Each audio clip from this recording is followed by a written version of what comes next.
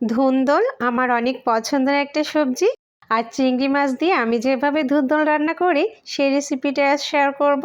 আসসালামু আলাইকুম, সবাইকে স্বাগতম আমার নতুন একটি রেসিপি দেখার জন্য। আজ আমি আপনাদের সাথে শেয়ার করছি ধুন্দল দিয়ে চিংড়ি মাছের অসম্ভব মজার একটা রেসিপি। রান্নাটা সাধারণ হলেও এটা খাইতে কিন্তু অসাধারণ হবে। আর আমি যেভাবে রান্না করি সেই প্রসেসটা আপনাদের সাথে শেয়ার করব।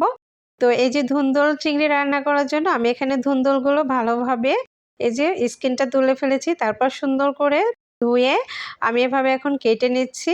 ধুন্দলটা অবশ্যই কাটার আগে এভাবে ধুয়ে নেবেন, যেহেতু এটা একটা রসালো সবজি সেহেতু কাটার আগে ধুয়ে নিলে খুব ভালো হয়।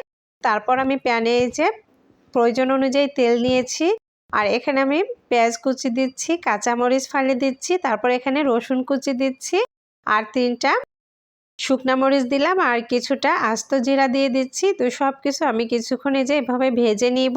আর এই তো কয়েক সেকেন্ডের মতো ভেজে নিয়ে তার ভিতরে অ্যাড করে দিচ্ছি ছোট ছোট চিংড়ি। আর চিংড়ি মাছগুলো আমি এভাবে ধুয়ে পরিষ্কার করে তারপরে এখানে দিয়ে দিয়েছি। এখানে আমি স্বাদ মতো লবণ এবং পরিমাণ মতো হলুদ অ্যাড করে দিচ্ছি। সব কিছু ভালোভাবে কিছুক্ষণ আমি এভাবে ভেজে নিচ্ছি। আর এই যে যেহেতু চিংড়ি মাছটা দিয়েছি, চিংড়ি মাছটা কিছুক্ষণ ভেজে নিতে হবে, তাহলে চিংড়ি মাছের কাঁচা গন্ধটা দূর হয়ে যাবে আর এই রান্নাটাও অসাধারণ স্বাদের হবে। এই তো কিছুক্ষণ ভেজে নিলাম। ভেজে নেওয়ার পর এর ভিতরে এখন আমি অ্যাড করে দিচ্ছি কেটে রাখা ধুন্দল। আর এই যে দেখুন অসম্ভব সুন্দর লাগছে, খুবই কালারফুল। আমি এভাবেই ধুন্দল রান্না করে থাকি আর এটা কিন্তু অসম্ভব মজার হয়। আমার পরিবারের সকলেই কিন্তু এটা অনেক বেশি পছন্দ করে থাকে। এই তো কিছুক্ষণ আমি এটা ঢাকনা দিয়ে ঢেকে রান্না করে নিব, আর এটার থেকে কিছুটা পানিও বের হবে। আর এই যে ঢাকনাটা তুলে নিয়েছি, ধুন্দলটা অনেকটাই নরম হয়ে এসেছে। এই পর্যায়ে আমি এখন এর ভিতরে অ্যাড করে দিচ্ছি খুবই অল্প পরিমাণ পানি, যেহেতু ধুন্দলটা খুব দ্রুতই সিদ্ধ হয়ে যায়। খুবই নরম একটা সবজি, অতিরিক্ত পানি দেওয়ার কোনো প্রয়োজন নেই। অল্প পানিতে আমি এটা রান্না করে নিব। আর এটা যেহেতু আমি একটু ঝোল রাখবো সেহেতু একটু পানি দিয়ে তারপর এটা আমি ঢাকনা দিয়ে ঢেকে রান্না করে নিচ্ছি। কিছুক্ষণ পর ঢাকনাটা তুলে নিচ্ছি। অসম্ভব সুন্দর একটা কালার এসেছে আর খুবই সুন্দর একটা ফ্লেভার বের হচ্ছে।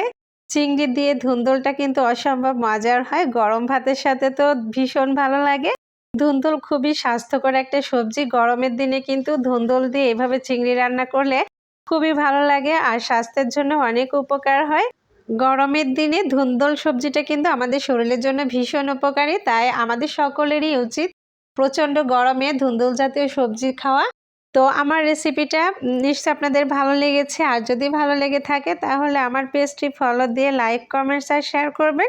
সবাই ভালো থাকবেন, সুস্থ থাকবেন। আজকের মতো এখানেই বিদায় নিচ্ছি। আল্লাহ হাফেজ।